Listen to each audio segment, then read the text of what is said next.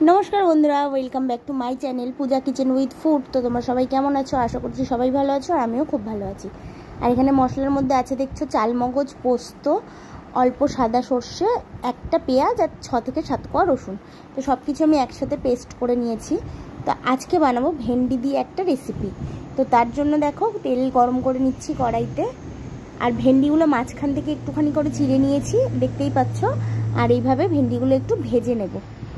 আর ভেন্ডির এই রেসিপি যদি তোমরা আগে কোনো দিন না বানিয়ে থাকো, আমি বলবো অবশ্যই একবার বানিয়ে খেও। এখন ভেন্ডি অ্যাভেলেবেল বাজারে খুবই পাওয়া যাচ্ছে। তো তোমরা অবশ্যই কিন্তু বানিয়ে খেও। ভেন্ডির অনেক রেসিপি তো খেয়েছো, যদি এটা কোনো দিন না বানিয়ে থাকো তো অবশ্যই বানিয়ে খেও। তো অল্প একটু নুন দিয়ে দেখো ভেন্ডিগুলোকে ভালো করে একটু ভেজে নেব।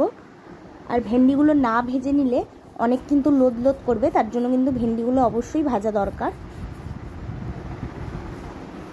তো দেখতে পাচ্ছ এক সাইড করে ভাজা হয়ে গেছে। তো এইভাবেই কিন্তু লাল লাল করে পুরোটা ভেজে নেব।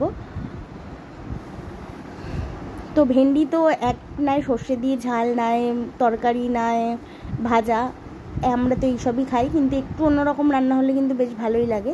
তো এই রান্নাটা কিন্তু খুবই সুন্দর, খুব ভালো টেস্টও হয়।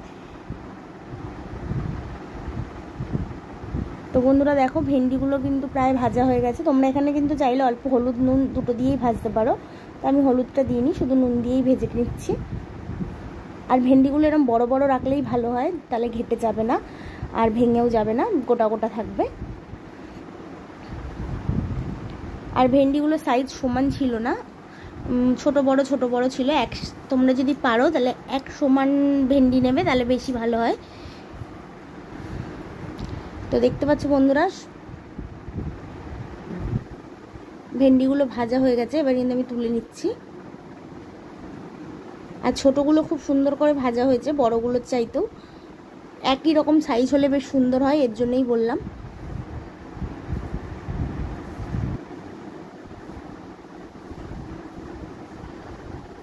তো সব কটা ভেন্ডি ভাজা হয়ে গেছে, এবার আমি তুলে নিচ্ছি।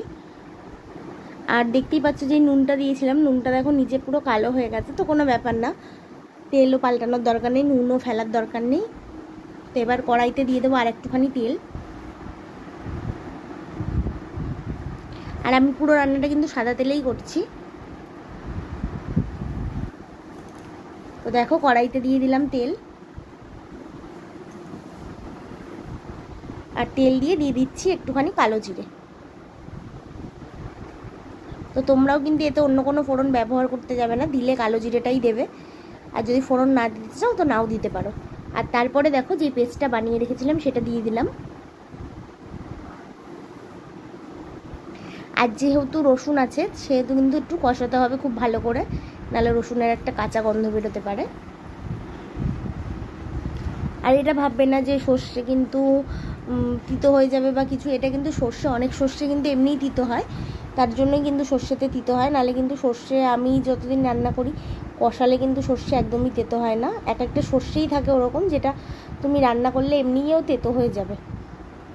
তো দেখো খুব ভালো করে কষিয়ে নেব। আর সর্ষের পরিমাণটা কিন্তু আমি সব থেকে কম দিয়েছি।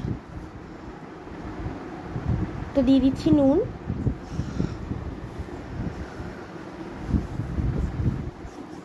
তারপরে দিলাম হলুদ, তারপরে দিচ্ছি লঙ্কার গুঁড়ো, আর সবশেষে দিচ্ছি স্বাদ মতো চিনি। তো সব কিছু দিয়ে দেখো ভালো করে নেড়ে চেড়ে মিশিয়ে নিচ্ছি।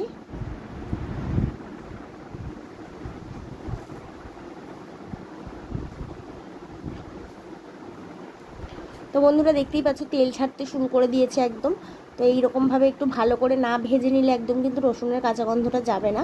তো তারপরে দেখো একটুখানি জল দিয়ে দিলাম আমি। আর যেহেতু ভেন্ডি, এটা ঝোল তো একদমই হবে না, তো এইটুকুনি জলেই আমার রান্নাটা হয়ে যাবে। আর ভেন্ডিতেও সেদ্ধ হওয়ার কোনো ব্যাপার নেই, কেন ভাজাতেই সেদ্ধ হয়ে গেছে।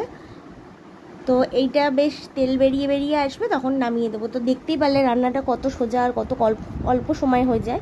তো তোমাদের যদি ভিডিওটি ভালো লেগে থাকে তো লাইক শেয়ার কমেন্ট করতে ভুলবে না। চ্যানেলটিকে সাবস্ক্রাইব করে পাশে থাকা বেল বাটনটি প্রেস করে দেবে, যাতে আমি ভিডিও পোস্ট করলে নোটিফিকেশন তোমাদের কাছে পৌঁছে যায়। আর এটার মধ্যে আরেকটা জিনিসই দেওয়া বাকি রয়েছে, সেটা হচ্ছে অল্প একটু গরম মশলা, একদম অল্প। তো দেখতে পাচ্ছ বন্ধুরা কত সুন্দর তেল ছেড়ে দিয়েছে, আর রান্নাটা দেখতেই কত লোভনীয় মনে হচ্ছে, যতটা মনে হচ্ছে ততটা খেতেও কিন্তু সুস্বাদু। তোমরা অবশ্যই ট্রাই করো। আর দেখতেই পারলে আমি একদম অল্প একটু গরম মশলা দিয়ে দিলাম, তো দিয়ে এবার এটাকে আমি নামিয়ে নিচ্ছি।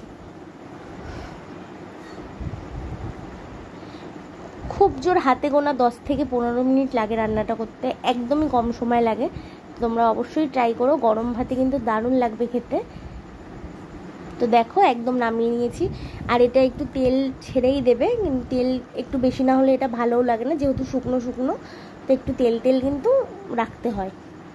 তো যাই হোক, তোমাদের কেমন লাগলো রেসিপিটা একটা কমেন্ট করতে ভুলো না। তো দেখা হচ্ছে আবার একটা নতুন ভিডিওর সাথে, ততক্ষণ সবাই খুব ভালো থেকো।